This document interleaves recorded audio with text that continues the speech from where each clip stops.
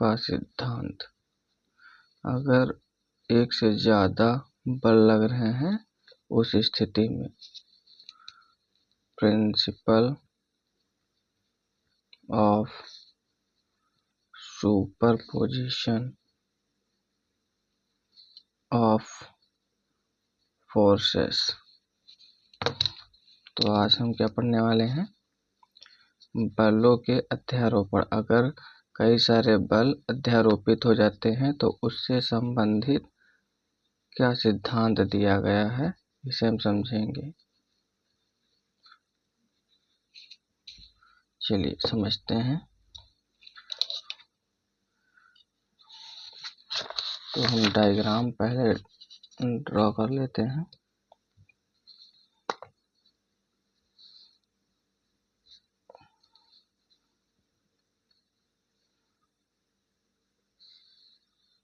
तो ये हमने खींच लिया y एक्सिस पे और ये खींच लेते हैं x एक्सिस पे।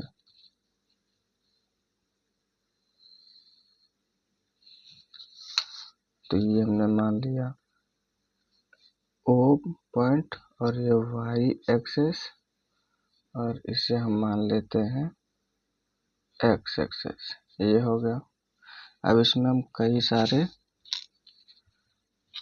ये मान लेते हैं। यहाँ पे एक Q1 आवेश है, एक यहाँ पे मान लिया हमने Q3 आवेश है, एक यहाँ पे मान लेते हैं हम Q2 आवेश है और इसी तरीके से N आवेश इस निकाय में उपस्थित हैं। अब इन्हें हम मिला देते हैं।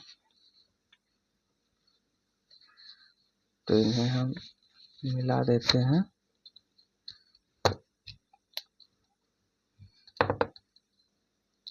इनको मिला देते हैं तो ये Q2 से मिला दिया, इसी तरीके से Qn से हो गया और ये हो गया आपका Q3 से और ये हम मैच कर देते हैं Q आपका 1 से। अब यहाँ पे आप चाहे तो इसे डॉट डॉट दिखा देते कि कई सारे यहाँ पे बिंदु आवेश हैं। तो यहाँ पे इसकी अगर हम बात करें तो यहाँ पे ये 3 है तो हम R3 वेक्टर सदिश लेंगे। तो R3 वेक्टर, ये R1 वेक्टर, इस यहाँ पे N आपके आवास है तो N और ये R2 वेक्टर, ये हो गया। अब हम इसके ऊपर लगाएंगे Q2 के कारण Q1 पर फोर्स लग रहा है। तो अब हम इनको सभी आवेशों के कारण किस पर लग रहा है फोर्स? तो लग रहा है आपका Q1 पे। तो इसको हम मैच कर देते हैं ऐसे और इसी तरीके से बाकी आवेशों का Q3 के कारण भी Q1 पर। तो ऐसे फिर Qn, तो N आवेश है तो इनके कारण भी Q1 पर कितना फोर्स लग रहा है वो। तो ये हो जाएंगे। अब अगर हम बात करें स्थित सदिश की तो स्थित सदिश क्या हो जाएंगे? तो हम कहेंगे कि ये 1 पे लग रहा है फोर्स, किसके कारण? 2 आवेश के कारण। पहले आवेश पे लग रहा है दूसरे आवेश के कारण, तो R1 2। इसी तरीके से हम कहेंगे पहले आवेश पे लग रहा है कितने आवेशों का? N आवेशों का। और इसका स्थित सदिश क्या हो जाएगा? पहले पे लग रहा है किस आवेश का? तीसरे कारण, तो R1 3। तो यहाँ पे अगर हम फोर्स की बात करें तो फोर्स इतना, ये आपका पहले आवेश पे लग रहा है किसके कारण? तीसरे कारण। इस पे अगर बात करें तो पहले पे लग रहा है किसके कारण? 2 के कारण और ये N के कारण, तो 1 N। ये हो जाता है आपका डायग्राम कंप्लीट। तो हमने मान लिया एक निकाय है जो कि x और y एक्सेस में है, तो ये x अक्ष हो गया, ये y अक्ष हो गया। इसी तरीके से हमने निकाय में कई सारे आवेश मान लिए, जैसे एक Q1 मान लिया, एक Q2 यहाँ पे, एक Q3, इसी तरीके से n आवेश हैं। इनके बीच इनके दूरी क्या हो जाएगी, केंद्र से R1 R2 R3 वेक्टर सदिश हैं। फिर हमने इसे यहाँ पे Q2 और Q1 को मैच कर दिया, मिला दिया इसी तरीके से सबको, तो स्थिर सदिश क्या हो जाएगी, 1 से 2 के बीच की दूरी 1 2। इसी तरीके से बाकी फोर्स जो लगेगा 1 पे लग रहा है किस चार्ज के कारण, 2 के कारण, तो पहले आवेश पे दूसरे आवेश के कारण बल। इसी तरीके से अन्य सभी आवेशों के कारण Q1 पर लग रहा है बल। अब हम देखते हैं नेक्स्ट कि ये सिद्धांत क्या कहता है। तो हम कहेंगे कि इस नियम के अनुसार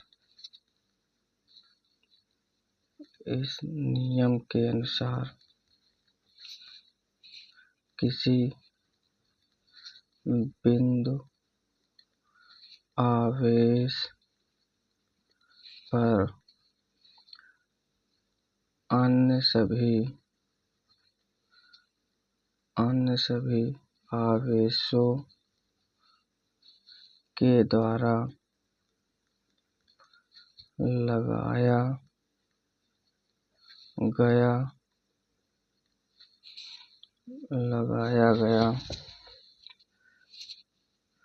परिणामी बल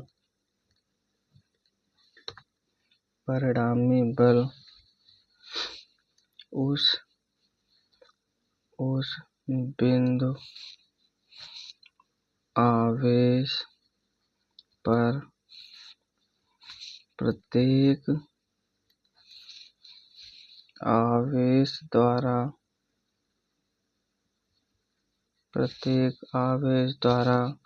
लगाए गए सभी बलों का सदिश योग होता है। तो हमने क्या देखा कि इस नियम के अनुसार क्या बताता है कि अगर कोई बिंदु आवेश है तो कोई बिंदु आवेश, जैसे कि हमने मान लिया एक आपका Q1, तो Q1 मान लिया बिंदु आवेश, तो वही बोला गया किसी बिंदु आवेश पर अन्य सभी आवेशों के द्वारा, अन्य सभी आवेश मतलब है Q2 है, Q3 है, इसी तरीके से n आवेशों द्वारा लगाया गया परिणामी बल का मतलब है टोटल कितना बल लग रहा है, पूरा कितना बल लग रहा है उस बिंदु पर प्रत्येक आवेश द्वारा लगाया गया। प्रत्येक आवेश द्वारा मतलब हर एक आवेश के द्वारा लगाया गया बलों का क्या होगा, योग का मतलब जोड़ होगा, और कैसा, सदिश होगा योग। अब आगे समझते हैं। तो हम कह सकते हैं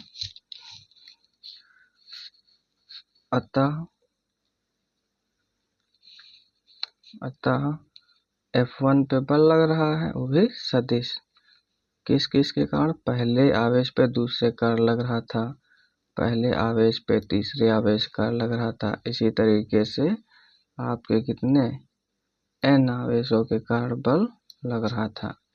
इससे हम मान लेते हैं इक्वेशन फर्स्ट मान लेते हैं।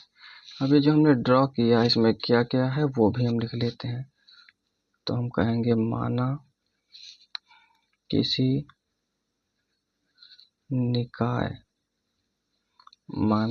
निकाय में n आवेश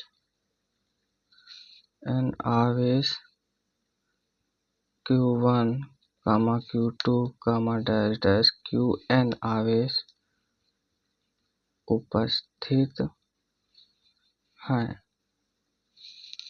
तथा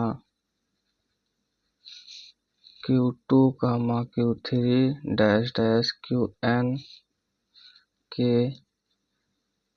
स्थित सदिश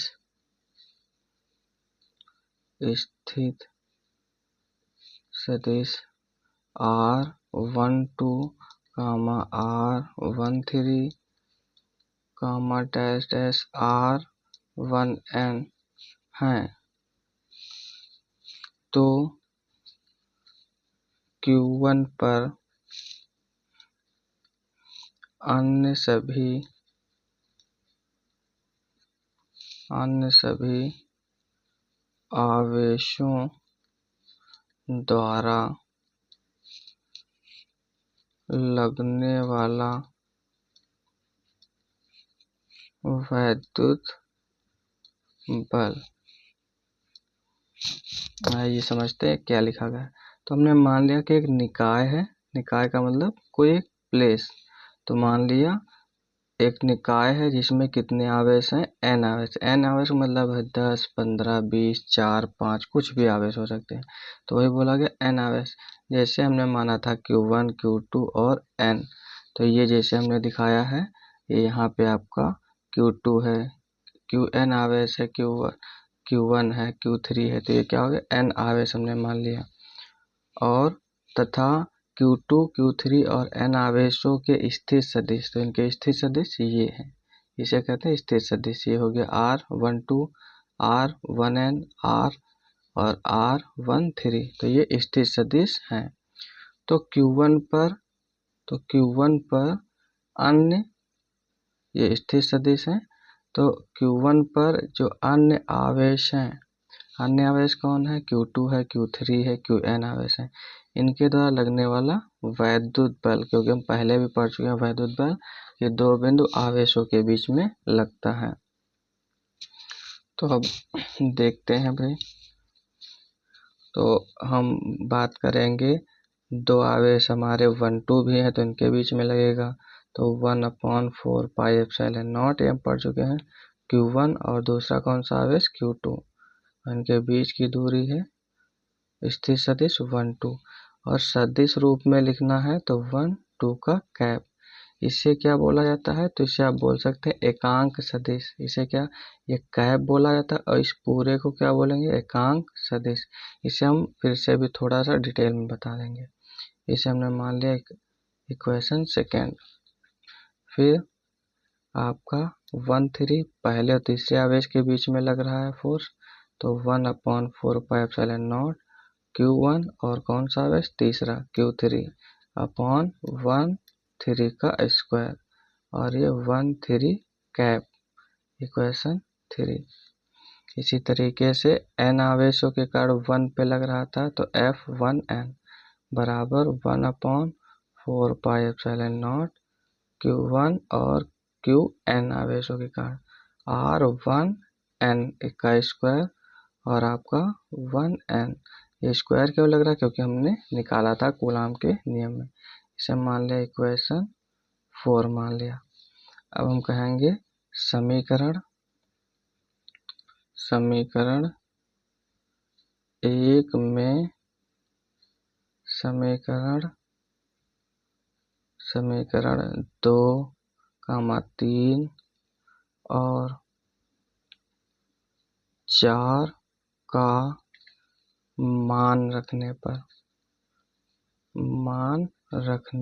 पर, तो समीकरण 1 क्या हमारा है, ये है F1 बराबर F12 F13 plus dash dash 1 F1n है। तो ये है, तो हम कहेंगे कि F1 वेक्टर इक्वल टू, इसे वेक्टर सदिश के लिए बोला जाता है। तो यहाँ पे 1F2 है, तो 1F2 के जगह हम 1F2 की वैल्यू पुट कर देते हैं समीकरण 2 से। तो हम रख देंगे 1/4 pi epsilon not Q1 Q2 upon R12 का square into 1, 2 cap plus 1 F13 की वैल्यू हम पुट कर देंगे। तो ये कितनी हो जाएगी, 1/4 pi epsilon not Q1 Q3 upon R13 का square R13 cap plus dash dash इसी तरीके से n आवेश 1/4 pi epsilon not Q1 Qn upon R1n का स्क्वायर R1n का कैप।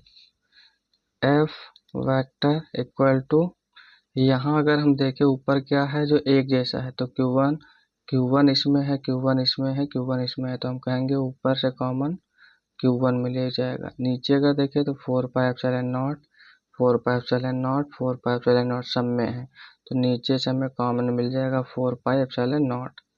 तो ऊपर क्या बचा, Q1 तो निकल आया है, Q2 बचा है, तो Q2 अपॉन नीचे ये बचा है 1 R2 का स्क्वायर, और ये बचा है 1 R कैप, ये बचा है, प्लस इसी तरीके से इतना पार्ट इसमें का भी निकल गया है, तो क्या बचा है Q3 R13 का square R13 cap plus dash dash, इसमें क्या बच जाएगा, तो Qn अपॉन R1n का स्क्वायर और R1n कैप, इसमें ये बच जाता है।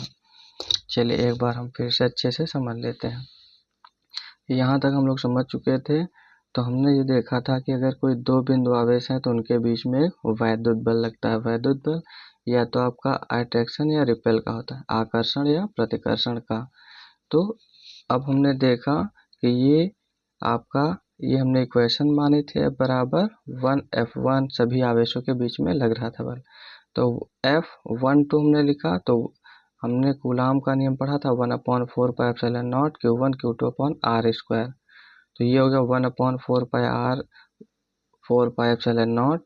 और दो बिंदु आवेश कौन कौन से किनके बीच में लग रहा था, 1 2 पहले आवेश और दूसरे आवेश के बीच में।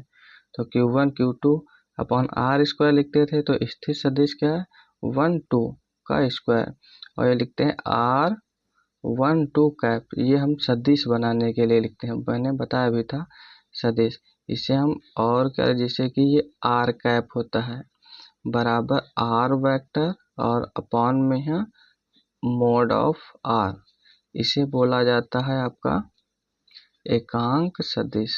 याद रखिएगा, फर्स्ट ईयर में आप पढ़ चुके होंगे, और इसे R सदिश बोला जाता है।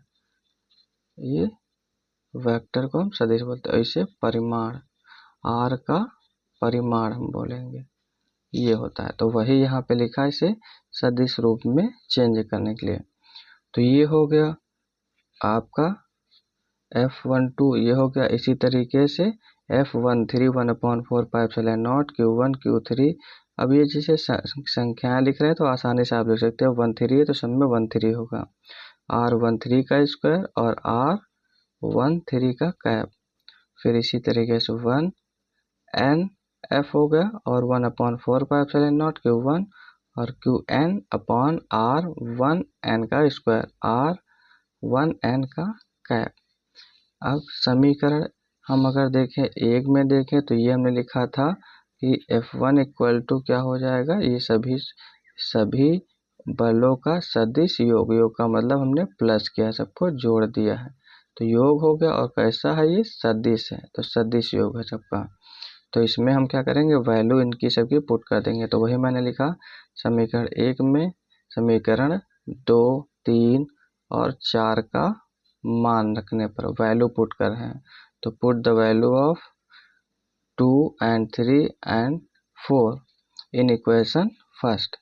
तो यहाँ F1 बराबर ये F12 की वैल्यू रख दिया 1/4 pi epsilon not Q1 Q2 upon R12 का स्क्वायर, ये आपका F13 की हो गई, ये प्लस 1Fn आवेशक। इसमें देखें ऊपर इसमें भी हमको दिख रहा है Q1, ऊपर इसमें भी Q1 दिख रहा है, इसमें भी Q1 दिख रहा है, तो ऊपर से हमने Q1 ले लिया कॉमन। कॉमन क्यों लिया, जिससे कि हम थोड़ा सा और इसे इजी लिख सकते हैं। और नीचे क्या मिल रहा है 4 पाई epsilon not 4 pi epsilon not, तो इसमें हम देख रहे हैं सब में क्या है 4 पाई एप्सिलॉन नॉट कॉमन मिल रहा है, ये हमने ले लिया। तो क्या बच गया Q1 अपॉन ये R12 का स्क्वायर। इसी तरीके से इसमें भी यही बच गया, और इसमें भी आपका Qn अपॉन 1 R2 का स्क्वायर R1n का कैप, इसमें भी बच गया। तो ये था आपके बलों के अध्यारोपण का सिद्धांत। तो इससे ऐसे ऐसे हम थोड़ा सा, तो एक दो बार प्रैक्टिस कीजिएगा, बहुत ही अच्छा सवाल है। जो कि आपको बहुत ही कम देखने को मिलेगा ये।